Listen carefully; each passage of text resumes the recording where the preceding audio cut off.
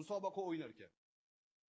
O'rningdan turib sakrab ber, yotib yumalab ber, ko'ynagingni yechib ber.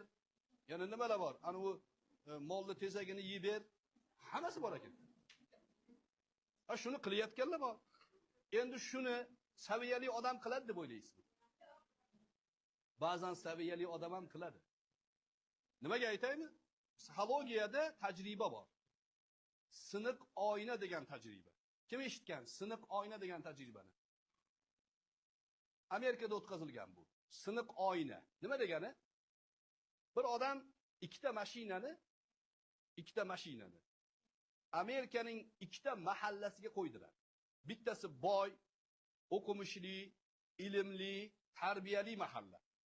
O'sha mahallaga u mashinani qo'ydiradi, uzoqdan kamerani kuzatadigan qilib joylashtiradi.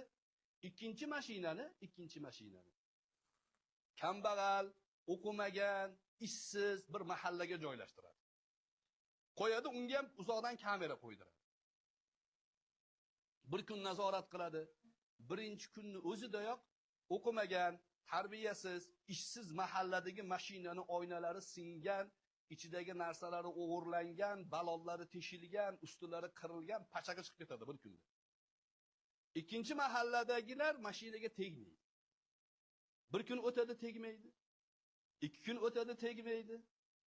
Keyin haligi kuzatuvchi qo'liga bolg'oni olib, to'g'ri mashinani oldiga keladi, haligi boylarning mahallasiga.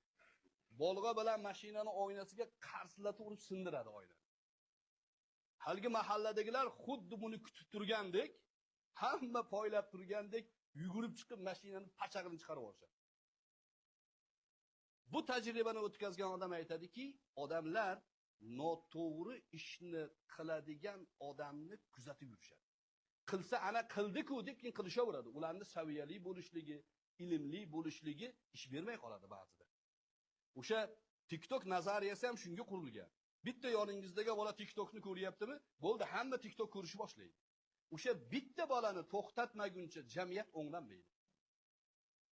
1990-yillarda Nyu-Yorkni hokimi nomi esimdan chiqdi. 90-yillarda Nyu-Yorkni hokim bo'lib saylanganda Nyu-Yorkda ko'chalarda axlatlar to'la bo'lgan.